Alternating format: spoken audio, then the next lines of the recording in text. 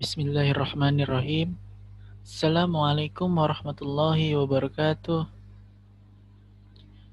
Yang terhormat Bapak Dr. Muhammad Syarif Hidayatullah MHum, selaku dosen pengampu mata kuliah Teori Masalah Penerjemahan Arab Indonesia.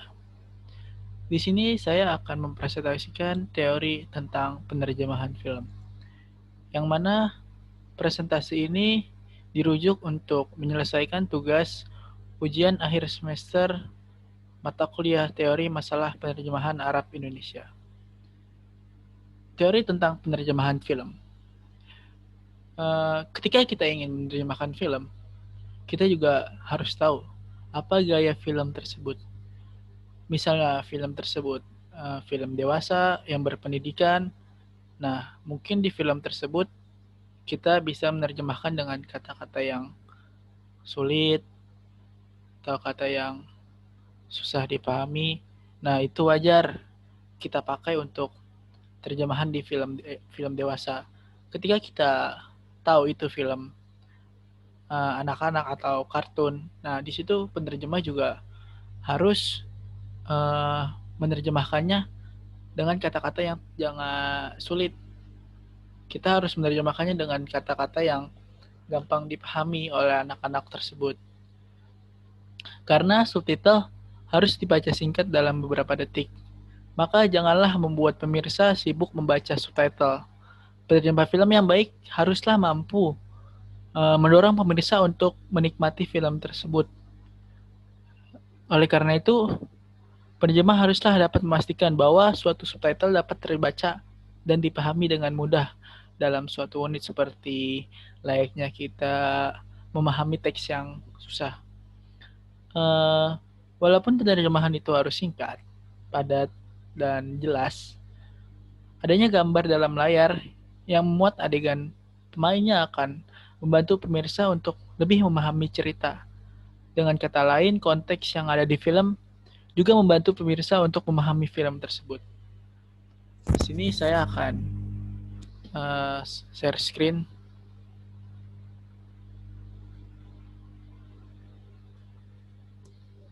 Di sini saya sudah membuatkan PPT, yang mana PPT ini menjelaskan tentang teori penerjemahan Arab Indonesia. A, yaitu syarat penerjemah film. Secara umum, penerjemahan film Arab Indonesia harus memperhatikan beberapa hal berikut agar hasilnya memuaskan. Yang pertama, menguasai bahasa Arab dengan baik. Nah, sebagai penerjemah, kita harus menguasai bahasa Arab dengan baik. Karena ketika penerjemah tidak paham bahasa Arab, nah, gimana kita mau menerjemahin ke dalam bahasa sasaran?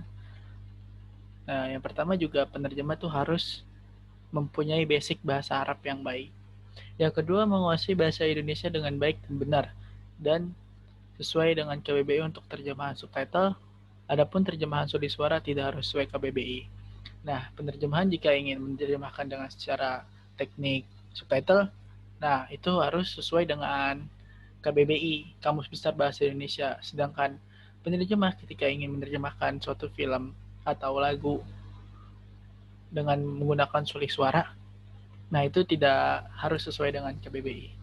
Yang ketiga itu memiliki wawasan yang luas. Oh, tentu sebagai penerjemah kita harus memiliki wawasan yang luas. Seperti film Umar bin Khattab, kisah-kisah Nabi. Nah, itu penerjemah harus mempunyai wawasan yang luas. Ketika penerjemah tidak mempunyai wawasan tersebut, itu bisa jadi terjemahan tersebut menyilang atau tidak sesuai dengan apa yang terjadi dalam film tersebut. Nah, maka dari itu penerjemah harus mempunyai wawasan yang luas. Yang keempat yaitu teliti dan konsisten dalam menerjemahkan.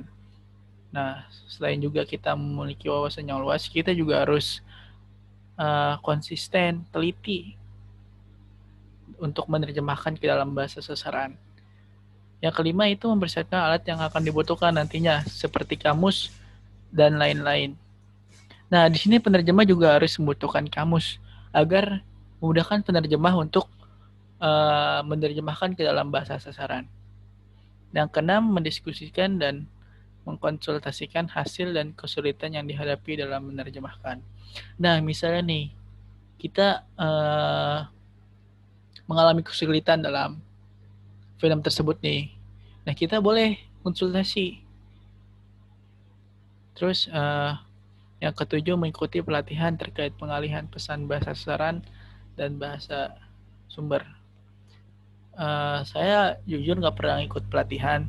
Mungkin ya menurut saya dari pelatihan ini kita bisa mendapatkan wawasan yang luas, kosakata baru kita dapat dari pelatihan tersebut. Pelatihan ini bayar ya, nggak gratis. Yang ke-8, memenuhi tenggat yang telah ditentukan. Yang ke-9, mempertimbangkan aspek kesopanan, kepantasan, dan kesusilaan. Nah, di sini penerjemah juga ketika ingin menerjemahkan film harus sesuai, harus menggunakan bahasa-bahasa yang sopan. Sebenarnya ada di dalam film tersebut ada bahasa-bahasa toksik, bahasa-bahasa kasar. Nah, itu sebaiknya sih nggak usah diterjemahin. Nah, ini mungkin syarat penerjemah film, poin-poinnya. Yang B itu subtitle. Untuk penerimaan film dengan teknik subtitle, hal-hal yang harus diperhatikan oleh penerjemah sebagai berikut. Yang pertama, memperhatikan time frame dialog pada subtitle berdasarkan time code dalam film tersebut. Yang kedua, pemunculan subtitle ditentukan berdasarkan in-point dan out-point time code. Yang ketiga, waktu pemunculan subtitle sekitar 2-7 detik. Nah, di sini kan juga kita sering lihat nih ya, subtitle itu muncul nggak nyampe 1 menit. Nah, biasanya tuh subtitle muncul 2-7 detik. Misalnya juga bisa sih sesuai dengan apa yang orang yang lagi berdialog. Nah, itu juga sekitar 3 detik lah. Yang keempat, maksimal subtitle 2 baris dan tiap baris maksimal terdiri dari 35 karakter. Nah, di sini juga kita sering lihat nih di TV atau di Antv ya, Indosiar, Antv, film-film India. Nah, itu subtitlenya nggak mungkin lebih dari 2 baris. Pasti 2 baris. Pasti. Terus yang kelima, pemenggalan kalimat perlu diperhatikan agar sesuai dengan tata bahasa dan logika dalam setiap kalimat. Nah, di sini nih, pemenggalan kalimat juga harus disesuaikan sesuai dengan tata bahasa dalam kalimat tersebut. Yang keenam, nama sutradara, produser, aktor, dan tim kru yang muncul ketika opening atau closing atau tidak perlu diterjemahkan. Nah, kan ada tuh film yang di openingnya ada nama-nama sutradara, nama-nama pemainnya. Nah, itu kalau emang tidak butuh diterjemahkan, nggak usah diterjemahkan. Sebaliknya, kalau emang itu butuh diterjemahkan, ya kita terjemahkan. Ada juga kan ya di film itu di akhirnya, di closingnya baru muncul nama sutradaranya, baru muncul nama-nama pemainnya. Terus 7, lirik lagu hanya diterjemahkan jika termasuk bagian isi film. Nah, ini banyak banget nih di film India nih. Ya kan, film India soalnya lagu dan alur cerita di film India itu nyambung. Maka penerjemah itu menerjemahin lagu tersebut. Karena lagu tersebut itu nyambung dengan alur cerita di film India. Yang ke-8, kalau ada repetisi kata cukup 1 kali saja diterjemahkan. Yang ke-9, jika terdapat kalimat yang tidak jelas, cukup terjemahkan kalimat yang jelas saja. Misalnya nih ya, ada suatu film nih, dia ngomongnya nggak jelas atau ngomongnya kasar. Nah, itu mungkin nggak usah diterjemahkan. Jadi penerjemah harus diterjemahkan dengan kalimat-kalimat yang jelas saja.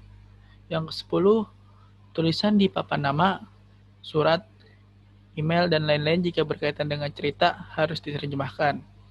Nah, jika ada di papan nama, surat, email.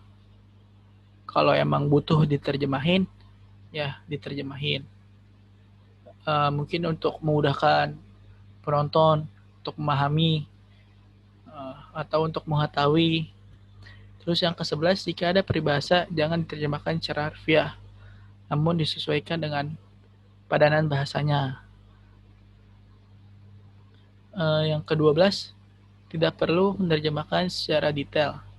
Kalimat boleh disederhanakan, harus tetap satu. Nah, misalnya nih ya, dalam bahasa sumbernya nih, ada kalimat panjang banget. Tapi itu boleh kita sederhanain, kita to the point ini apa maksud dari kalimat tersebut. Itu boleh kalimat tersebut kita sederhanain. Di sini saya ada contoh film yang menggunakan teknik penerjemahan subtitle. Saya ngambil dari kartun bahasa Arab.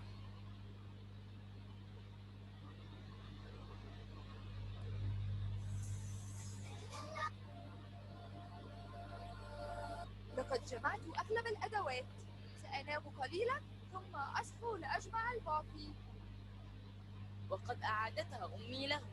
كان عليك أن تستأذنيهم قبل أخذه. وقرة يوم.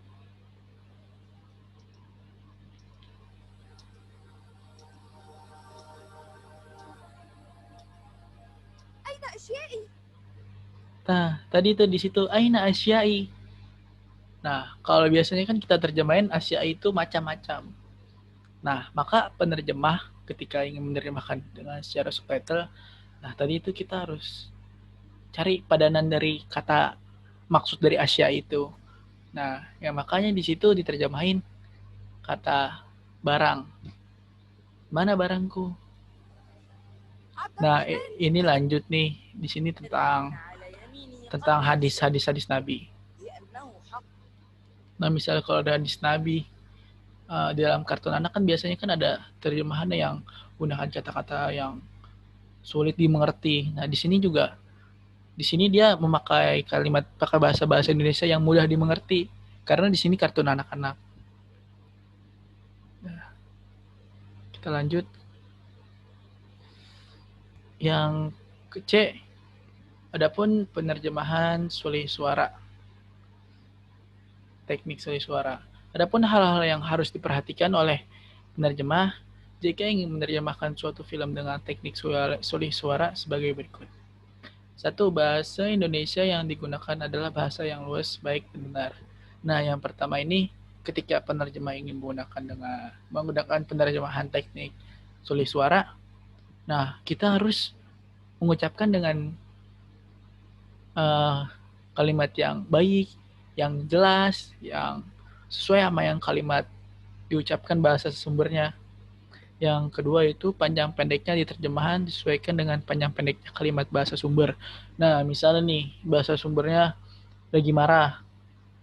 Nah, itu penerjemah dengan teknik sulih suara, ya harus mengikuti bahasa sumbernya. Kalau lagi marah, ya marah. Kalau lagi nangis, kalau lagi bahagia. Jadi jangan menyimpang kalau misalnya bahasa sumbernya lagi marah, bahasa sasarannya lagi bahagia. Itu kan ya nyambung, maka panjang pendeknya itu harus disesuaikan dengan panjang pendek bahasa sumber. Yang ketiga itu kalimat terjemahan lip sync dengan kalimat bahasa sumber. Yang keempat, hubungan antar kalimat tidak terputus. Nah, bahasa sumber ini nih, misalnya ada bahasa sumber nih, terus menerjemah ada kalimat yang terputus dari kalimat bahasa sumber tersebut. Nah, itu nggak boleh dalam teknik sulih suara. Yang kelima itu mengikuti tata bahasa Indonesia. Yang keenam, kalimat atau kata sesuai dengan scene. Yang ketujuh, kadang terdapat ketidaksesuaian kata dengan scene dalam film. Penerjemah harus jeli melihatnya. Yang kedelapan, perhatikan penggunaan bahasa terjemahan yang pada situasi tertentu dapat menunjukkan strata sosial pemeran. Nah, di sini nih poin-poin ketika penerjemah ingin menerjemahkan dengan teknik sulih suara. Mungkin ini saja yang dapat saya presentasikan untuk tugas ujian akhir semester dalam mata kuliah teori masalah penerjemahan Arab Indonesia. Mungkin cukup sekian. Assalamualaikum warahmatullahi wabarakatuh.